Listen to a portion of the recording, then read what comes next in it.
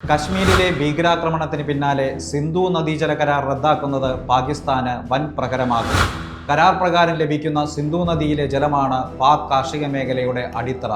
സിന്ധു, ജലം, ചെനാബ്, രവി, ബിയാസ്, സുത്ലജ് എന്നീ നദികളടങ്ങുന്ന ഈ നദീശൃംഖല പാകിസ്ഥാന്റെ ജീവശ്വാസമാണെന്ന് പറയാം.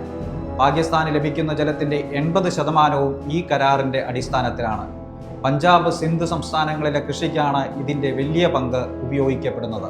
പാകിസ്ഥാൻ ഗ്രാമങ്ങളിലെ ജനസംഖ്യയുടെ 68% പേരും കൃഷിയെ ആശ്രയിച്ചാണ് മുന്നോട്ട് പോകുന്നത്. ജലലഭ്യത തടസ്സപ്പെടുന്നത് കാർഷിക മേഖലയിൽ വലിയ പ്രതിസന്ധി ഉണ്ടാക്കും.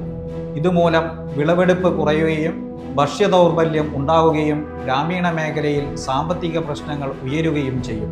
ഇപ്പോൾ തന്നെ പാകിസ്ഥാൻ ജലലഭ്യതയിൽ ബുദ്ധിമുട്ടുകയാണ്. കഴിഞ്ഞ വർഷങ്ങളിൽ വലിയ വരൾച്ചയ്ക്കും പാകിസ്ഥാൻ സാക്ഷ്യം വഹിച്ചിരുന്നു.